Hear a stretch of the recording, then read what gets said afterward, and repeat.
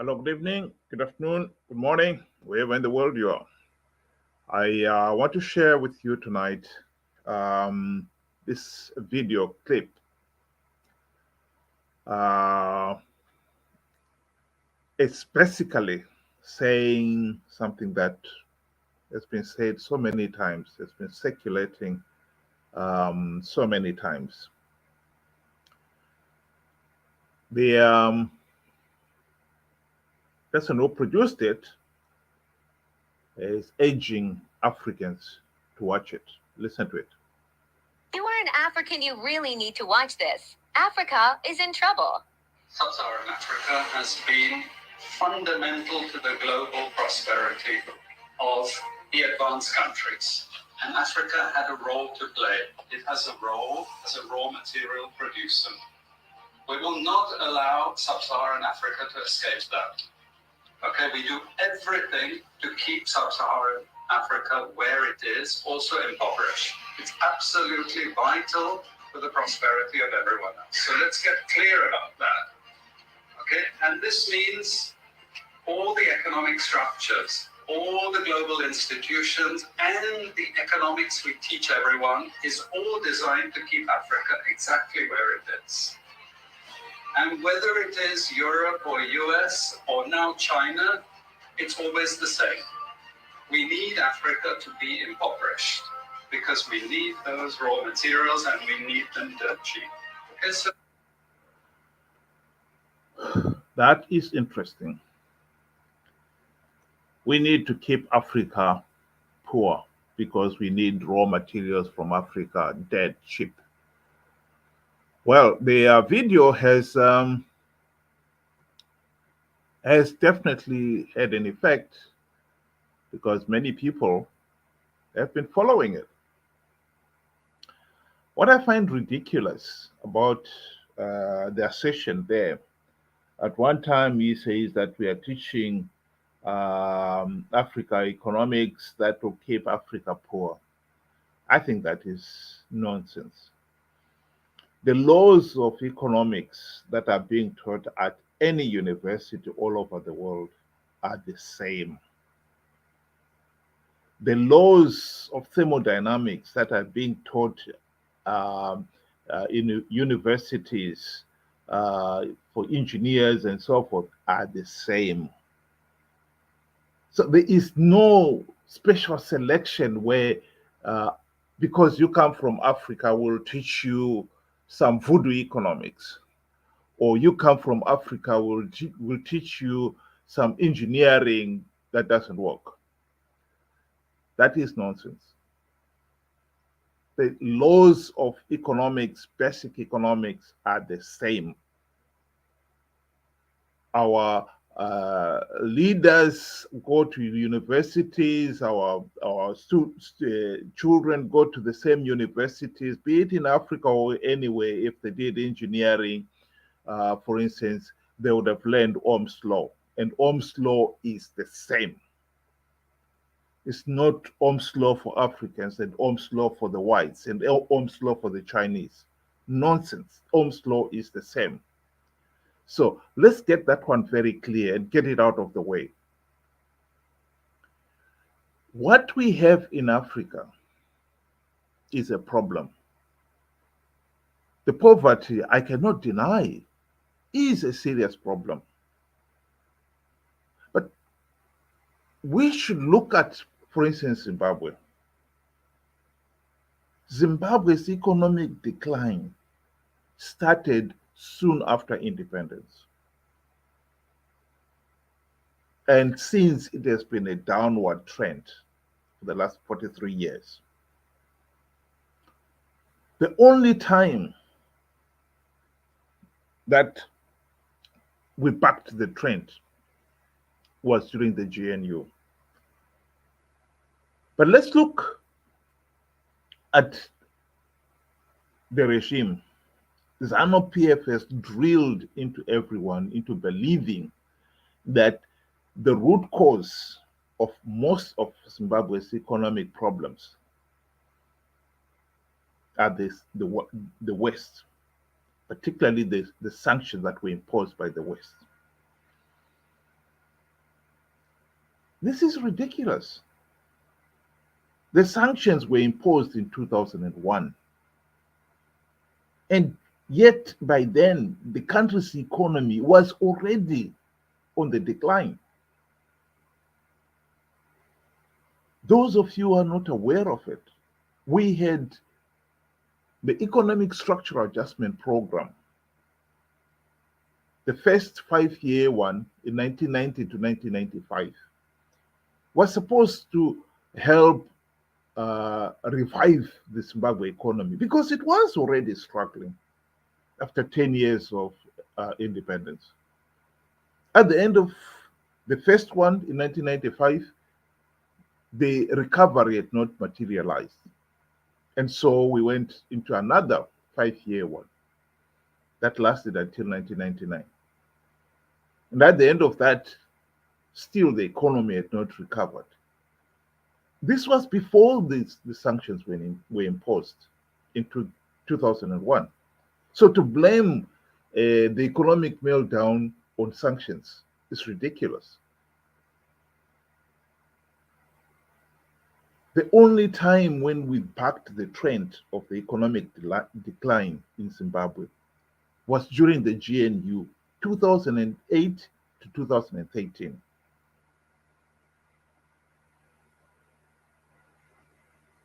The economy grew by a staggering 12% in 2009. This is compared to the minus 6% the previous year. And what is more interesting here is that the sanctions had not been lifted. Clearly, the sanctions had nothing to do with it. Zimbabwe, before independence, was a breadbasket of the Southern African region. We produced enough to feed not only ourselves, but to sell to the rest of the region. And we earned a lot of money, foreign currency, by selling our agricultural produce. Zimbabwe's agriculture was the engine of the country's economy. Since the beginning of 2000, the Zanu PF regime started seizing farms that belonged mostly to the whites and gave them mostly to the ruling elite and their cronies. The country's agriculture collapsed. And with it, the economy. And it has never recovered to this day. Like it or not, Zimbabwe has got some of the best land, best climate for agricultural produce. And yet, we are starving in what, for all practical purposes, is the Garden of Eden. If that is not a damning testimonial to failed leadership, I don't know what is.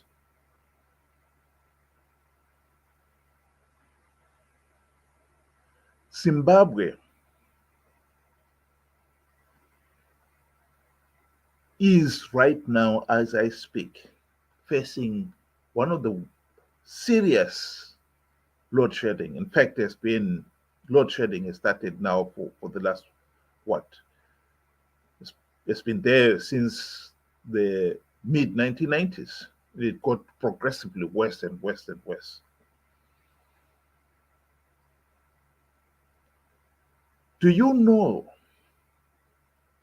that Mugabe spent US $2 to $4 billion building his 4-story mansion, the Blue Roof? If that money was enough to build Batoka Gorge, this, to the ordinary person, would be the equivalent of a second Kariba between Victoria Falls and Kariba Dam. Think of how much power that would have supplied the country, and the downstream benefits of that to the nation over these last 40 years. Right now, the Blue Roof Mansion is empty. Grace Mugabe hardly spends time there. Most of the time, she's either in Dubai or Singapore. And yet, all the money that was poured in it, the country has never benefited from it. And yet, even now, with all that background information, it's amazing how many people would want to believe the narrative of sanctions. Mnangagwa sold this narrative so well that even the SADC countries have taken it up. Now, every 25th of October every year is now anti-sanctions day for the whole SADC region. Is it really sanctions that is the problem in Zimbabwe? Or is it gross mismanagement and corruption? It's amazing. Even if we accept that sanctions are a contributory factor, why are we obsessed about getting the West to lift the sanctions? And yet, something that we have got very little power over, by the way. And yet we are not doing anything to stop the gross mismanagement and the rampant corruption that has seen billions of dollars wasted on projects like the Blue Roof Mansion when we should have spent it on building Batoka Gorge. The mismanagement that has reduced a country that was at one time the breadbasket of the region into a basket case of the failed state.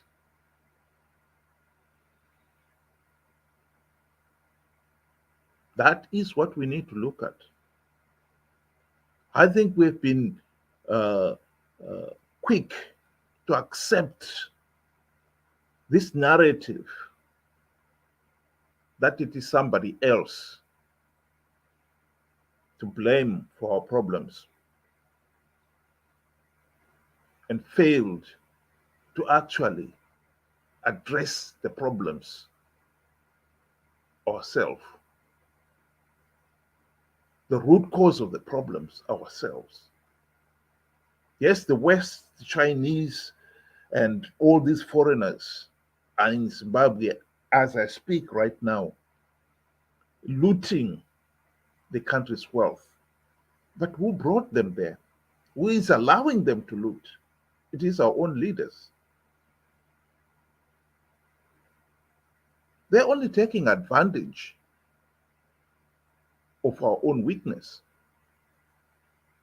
We should seriously look at what is the root cause of the problems in Zimbabwe.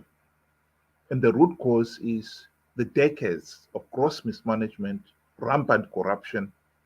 We would have addressed those root causes if the country had the opportunity to remove the corrupt leaders. But we could not, because Zanu PF rigs elections. This year we are facing elections, and already there is overwhelming evidence that Zanu PF is rigging these elections. We are still stuck with a corrupt, incompetent, tyrannical regime. And yet we want to blame the Chinese, the West, for our problems. No. I think we really need to start looking at ourselves as the problem, because we are the problem. We need to start listening to what we want to hear, and for once, start listening to what we must hear. We must hear that we are the problem. And until we address that problem and deal with it ourselves, we are not going to get out of this economic mess. It is a pity that we are keen to see the speck in other people's eyes. Yes, of course, the Chinese, the West, and so forth are taking advantage of Africa, but who would not? We'll probably do the same if we're in a similar situation. We should not see the speck in the West, in the white's eyes. We need to take out the log in our own eyes. We need to sort our own problems in Africa, in Zimbabwe, if we really want economic growth. We are the ones who are selling, who are allowing the outsiders to loot our resources. But we've got only ourselves to blame for it. And if we want to stop it, we can stop it by making sure that we have free, fair, and credible elections and good governance. Those who are in power must be accountable to the people. That is what good governance is all about. We can't stop Zanu PF rigging 2023 elections. We can't stop Nelson Chamisa and company participating in these flawed elections, knowing fully well that they're being rigged. But because Zanu PF is giving away a few seats to entice the opposition to participate, that is why they're participating. But what we can do is make sure that the whole world knows that these elections are flawed and illegal, that the opposition is participating out of greed, and that it will be ridiculous to grant Zanu PF legitimacy after such a process. If Zanu PF is denied legitimacy, Zimbabwe will be back to what we were in 2008, where we needed a GNU. The GNU, the primary purpose of the GNU in 2008 to 2013 was to implement the democratic reforms, to end Zanu PF's carte blanche powers to rig elections. Sadly, not even one meaningful reform was implemented. But this time we can make sure that that does not happen again. We implement the democratic reforms. We have a competent government. Zimbabwe has the potential, even now, given the state we are in, to become the South Korea of Africa. We can still achieve that, but we need to stop the West, the criminal West of humans and material because of corrupt and incompetent government. It is easy to blame somebody else, but I think we need to start blaming the real culprit of our situation, and that is ourselves. Thank you and good night.